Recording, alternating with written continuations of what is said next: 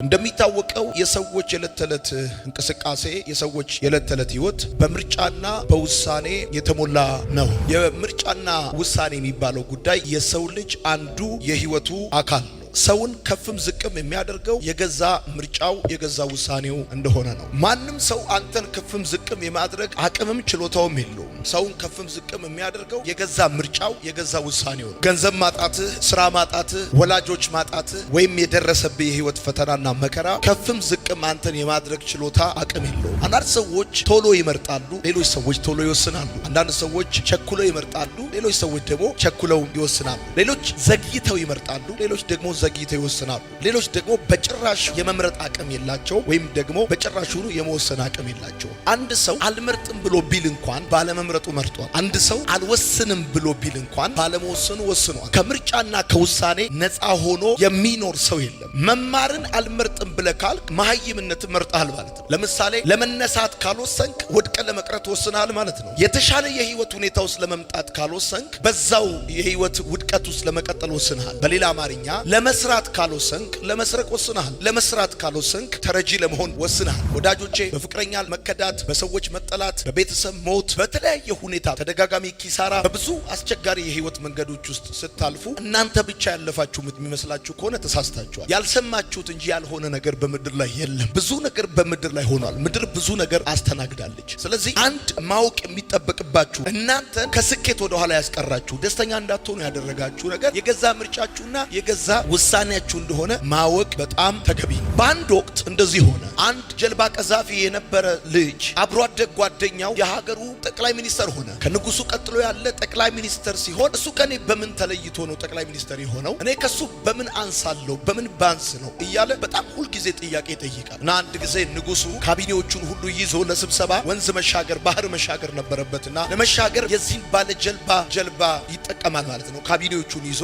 ጀልባውን ይጠቀማል እና ንጉሱ ተመልክቶታል። ያው የሱ ጓደኛ ጠቅላይ ሚኒስተር የሆነውም አብሯቸው አለ። እይታው ደስ አላለውም ንጉሱና ውስጡ ጥያቄ እንዳለ ገብቶታል። እሱ ከኔ በምን ቢለይ ነው? ከኔ በምን ቢሻል ነው ብላችሁ አታውቁም? እሱ ከኔ በምን ቢሻል ነው እንደዚህ ሰክሰስፉል የሆነው? በገንዘብ በመንፈሳዊ ህይወት በብዙ ጉዳይ ጓደኞቻችን ማለት ነው ገብቶታል ንጉሱ። ስለዚህ ባህሩን ከተሻገሩ በኋላ ምሽት ላይ ስብሰባቸውን ጨርሰው ድንኳን ውስጥ ቁጭ ብለው እየተወያዩ እያለ አንድ ጩኸት ተሰማ እና ይሄን ጩኸት በተመለከተ እንዲያጣራ ንጉሱ ባለጀልባውን ጠራውና ሂድና ይሄን ጩኸት አጣርተና ምንድነው ይሄ ጩኸት ሲቼክ አርገናል። ሄደና አጣርቶ አረጋግጦ መጣ። ከዛ እንደዚህ አለ፣ አንዲት ድመት ልትወልድ ስትል ነው የጮኸችው ብሏል። ከዛ ንጉሱ እንደዚህ አለ፣ የቤት ድመት ነች ወይስ የዱር ድመት ነች ብሎ ጠየቀው። ቆይ አንድ ጊዜ አረጋግጬ ልምጣ። ሄደና አረጋግጦ መጣና የቤት ድመት ነች አለው። ስንት ወለደች አለው። ቆይ አንዴ አረጋግጬ ልምጣ አለውና ሄዶ አረጋግጦ መጣና 4 ወለደች አለው። ምን አይነት ቀለም ወለደች አለው። ቆይ አንዴ አረጋግጬ ልምጣ አለና አሁንም ሄዶ አረጋግጦ መጣና 2 ጥቁር 2 ነጭ ወልዳለች አለው። እሷ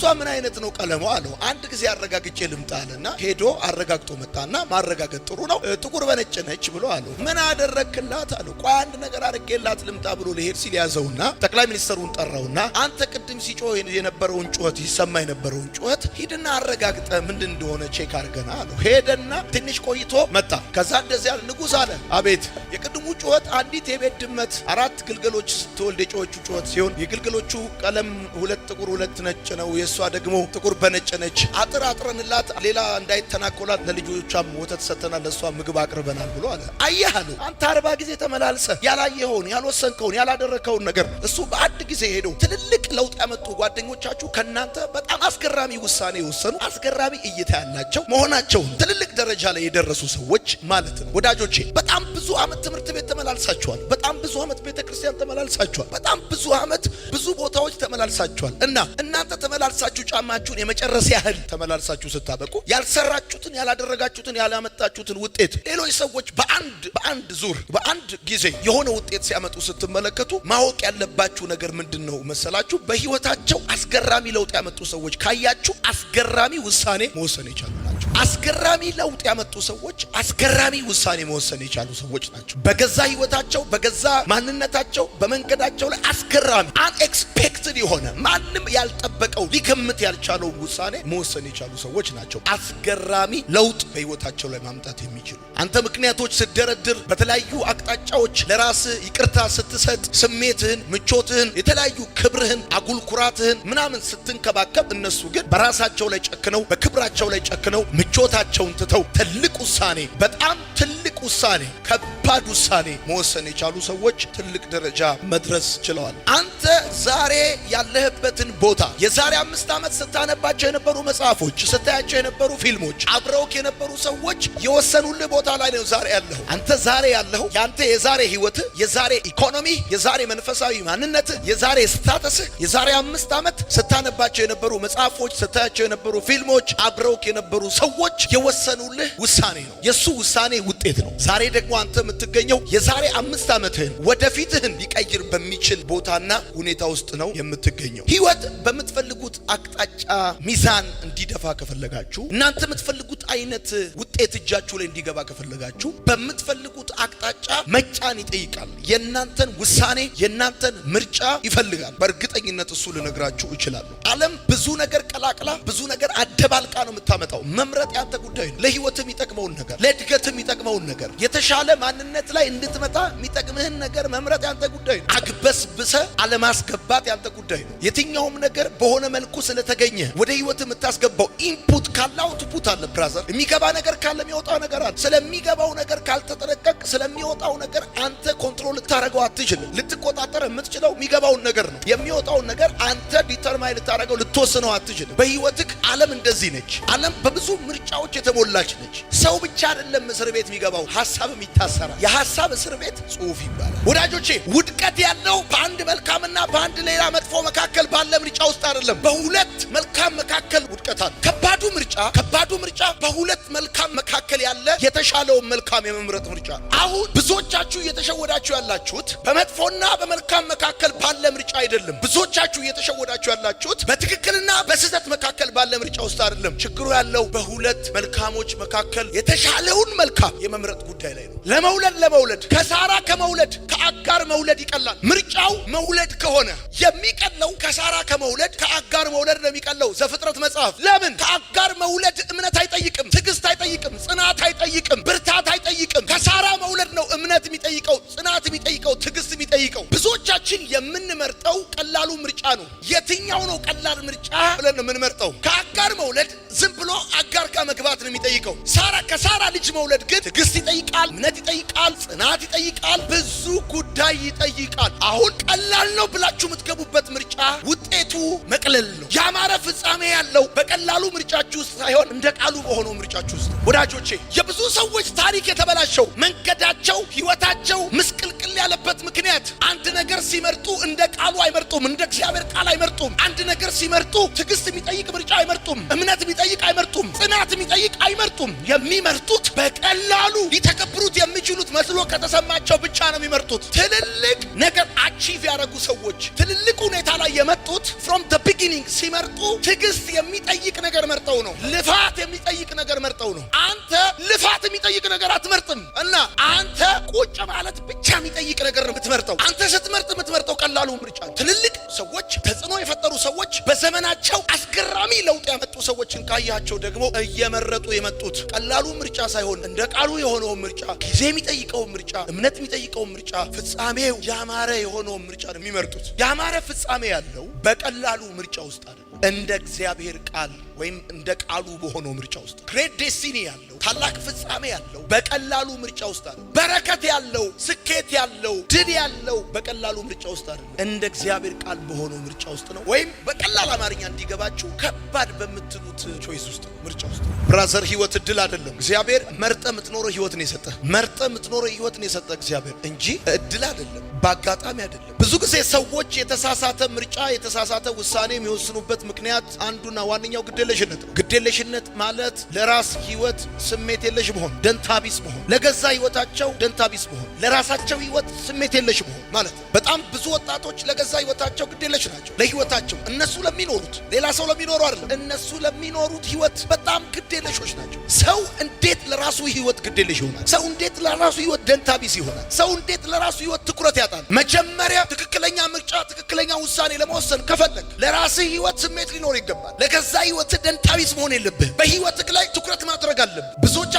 ስለ ራሳችን ከምናቀውና ለራሳችን ከምናስበው በላይ ስለ ሰዎች የምናቀውና ስለ ሰዎች የምንለው ነገር ነው የሚበዛው። ሁለት ተወዳዳሪዎች ሪንግ ውስጥ ሲደባደቡ ከውጭ ያለው ተመልካች እንዴት ስሜት ይዞት እንደሚያይ፣ ሌላ ሰው በሚደባደበው ድብድብ የዚህን ያህል ስሜት ካለ አንተ ለራስህ ህይወት እንዴት ስሜት ታጣለህ? ለገዛ ህይወት እንዴት ስሜት የለሽ ትሆናለህ? ይሄን ሮናልዶ ወይም ሜሲ አርሴናል ለሚጫወተው ጨዋታ እናት ብትሞት ለቅሶ ለማይመጣ እዚህ አዲስ አበባ ቢመጣ እጁን ለማይዘረጋል ያለ ስሜት የሚስቱን ስም፣ የደሞዙን መጠን፣ የጫማ ቁጥሩን፣ የቤቱን ሁኔታ በጣም የምታውቀውን ያህል ስለ ራስህ ምን ማለት ደንታቢስ ነው። አሁን አንዳንዶቻችሁ አያቸዋለሁ ጥርሳችሁ በፍጹም እንደዚህ መቦረሻት ከማንም የተሻለ መስራት ሰክሰስፉል መሆን እየቻለ ከማንም ሰው በታች ስትሆን እንዴት ደንታቢስ ትሆናለህ? የመጀመሪያው ብዙ ሰዎች የተሳሳተ ምርጫና ውሳኔ የሚወስኑበት ምክንያት ግዴለሽ ናቸው በገዛ ህይወታቸው። አረ እንደውም አንዳንዱ እንደዚህ ይላል፣ ተራ ሆነ እንድትቀር ሲፈልግ ምን ታካብዳለህ ይላል። በገዛ ህይወት ላይ ካላካበድክ ምን ላይ ልታካብድ ነው? ከዚህ ቀጥሎ በጣም ማካበድ ያለብህ በገዛ ህይወት ላይ በገዛ ህይወት በጣም ማካበድ አለብህ። ግዴለሽነት ከሚገባው በላይ ህይወትን አቅልሎ ማየት፣